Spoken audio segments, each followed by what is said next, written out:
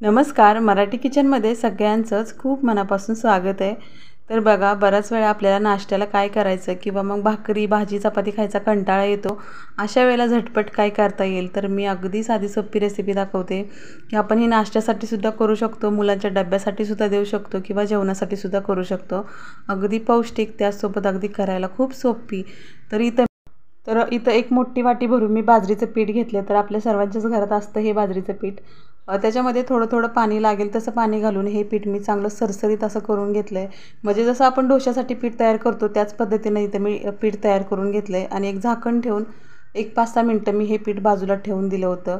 आता बाजूला पीठ ठेवल्यामुळं काय होतं, पीठ पाण्यामध्ये छान असं भिजलं जातं आणि खूप जास्त असा मऊसूतपणा पिठाला येतो.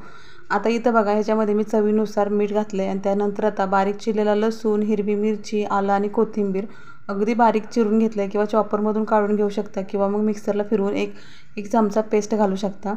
त्यानंतर अर्धा चमचा मी इथं लाल मिरची पावडर घातली, अर्धा चमचा जिरं घातलं आहे. आता हे सगळं व्यवस्थित असं मिक्स करून घेते आणि आलं लसूण जे आपण बारीक चिरून घातलं आहे ना, त्याची जेव्हा आपण ही जे डोसे खातो तेव्हा दाताखाली येतं ना, खूप मस्त अशी त्याची टेस्ट येते, खूप छान लागतं.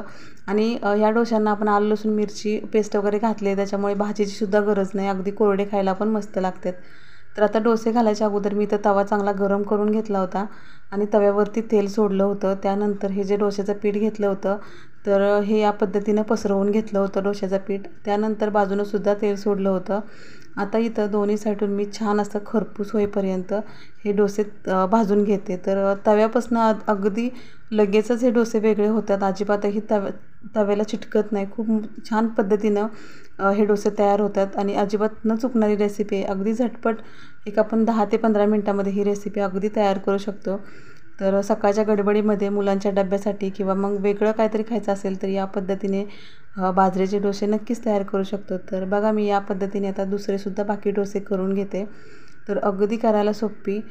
तर मंडळी, तुम्हाला माझी रेसिपी आवडत असतील तर नक्की माझ्या रेसिपीला लाईक करा. तुम्ही लाईक करत नाही तर लाईक करा. चॅनलवरती नवीन असाल तर सबस्क्राईब करा आणि कमेंटद्वारे नक्की सांगा मला की माझी रेसिपी तुम्हाला कशी वाटली. तर आता इथे या पद्धतीने सगळे डोसे मी छान असे खरपूस दोन्ही साईडून भाजून घेतलेत. आता इथे बघा, आपले बाजरीचे डोसे तयार झालेत.